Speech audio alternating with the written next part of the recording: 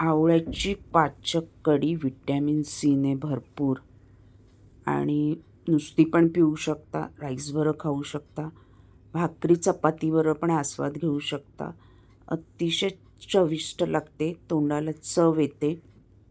आवळे त्याच्यासाठी कुकरमध्ये 2 शिट्ट्या 3 शिट्ट्या मारून उकडून घ्यायचे आहेत.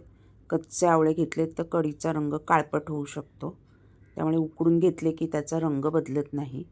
1 वाटी ओला नारळ घेतला आहे खोवून, 1 अख्खा कांदा, लसूण, 3 हिरव्या तिखटवाल्या मिरच्या, आलं 1 इंच, भरपूर कोथिंबीर, कढीपत्ता, चवीनुसार मीठ.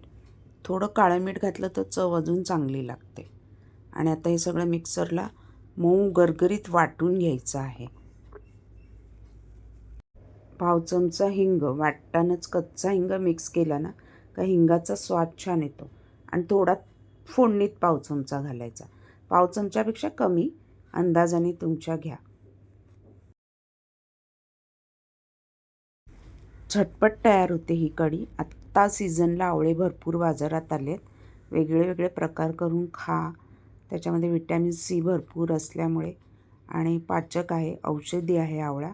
वेगवेगळ्या प्रकारे चमचमीत करून खाल्ला की ती खायची पण मजा येते. आता तेलामध्ये फोडणी, राई, जिरे, 1-2 टेबलस्पून तेल घ्या. छानपैकी तडतडले की कढीपत्ता,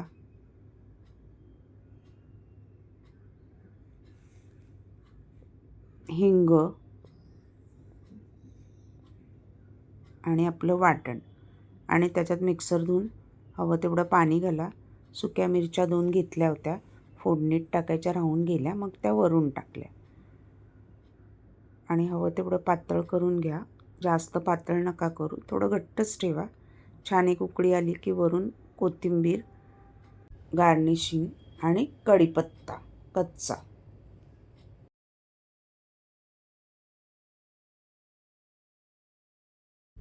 थोडी चव अजून वाढवण्यासाठी पाव चमचा गूळ पावडर घातली. ऑप्शनल आहे, पण त्याने चव चांगली येते. गोड होत नाही सार, पण त्याची एक चव चांगली येते थोडंसं गूळ घातल्याने. आणि 2 आमसुलं घातलेत. आवळ्याला तेवढा आंबटपणा नसतो, तुरटपणा असतो. थोडंसं चमचमीत आंबट होण्यासाठी 2 आमसुलं घातलेत. आणि छान उकळलं की आपलं आवळ्याचं सार परफेक्ट तयार. राईसबरोबर नुसतं प्या सूपसारखं, भाकरी चपातीबरोबर आस्वाद घ्या.